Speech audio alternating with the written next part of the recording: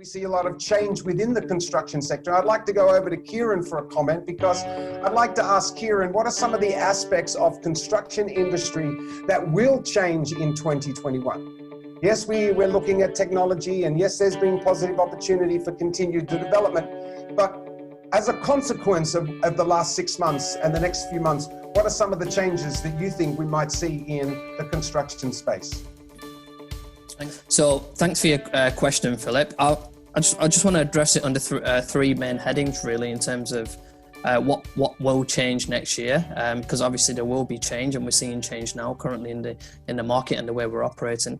So from a construction claims perspective, normally what we've found and what we have found is during an economic downturn, the construction claims generally increase. And COVID and the coronavirus pandemic is no different to what we faced, let's say, post-recession. So pre-recession, generally, there's a lot of liquidity in the market. There's lots of money coming into the economy, and also the money exchanges quite easily to the supply chain and so on and so forth. What happens in this pandemic time is there isn't much liquidity in the market, so it's having an effect on the supply chain. There's no money coming in, and likewise we can't filter that down to the supply chain, subcontractors, etc. So let's fast forward to 2021.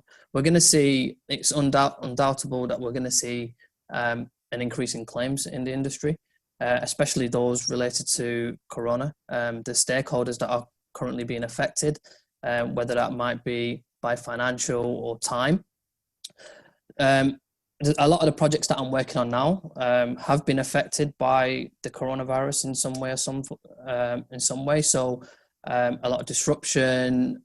Got projects that we couldn't get materials from the Far East or even from Turkey. So again, causing delay and disruption on our projects. So all of that, which will be felt in 2021 when project completion dates are missed.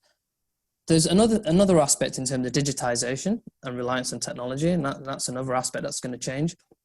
As Kareem, I think it was Kareem that mentioned, in terms of us utilizing infrastructure that we already had in place, such as Zoom, Microsoft Teams for video conferencing. We're going to see more heavy reliance on that, and that's going to change our way of working, smarter ways of working, probably spending less time traveling, better environmental impact. You're traveling less, you've got more time to give to your client, etc. And the other thing, Philip, in terms of void period, so yeah, that's a very, very, very, very good question. And from my perspective, I feel that there is a potential that there could be a void period in 2021. It's inevitable. If we're not getting new projects in now, we're just working on existing projects at the moment, closing out existing projects next year.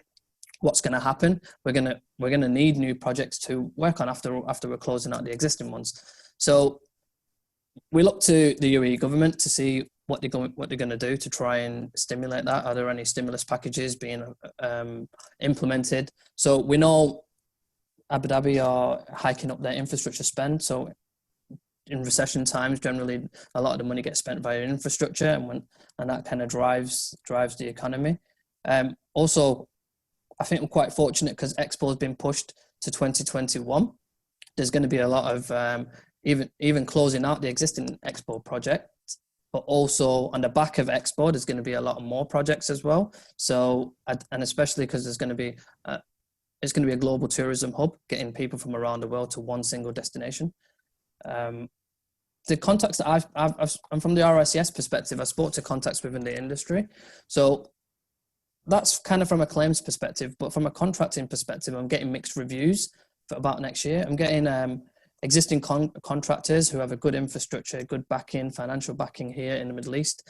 They are tendering for new projects now, and they are getting the same kind of level of inquiries because, again, it's repeat business. Clients still want to get their developments in the ground and up.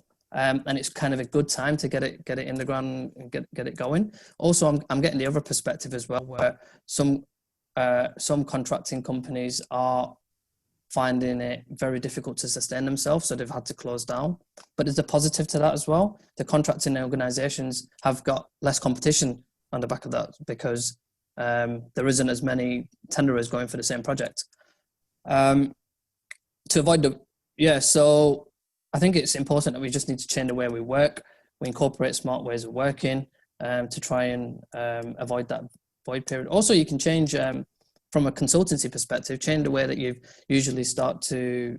Traditionally, you might price your projects based on lump sum projects, but again, you need to start thinking outside of the box. I know consultants out there that are pricing it on a minimum fee and a percentage based on the project or percentage based on the overall claim at the end, if it's won, if it goes to arbitration or the courts.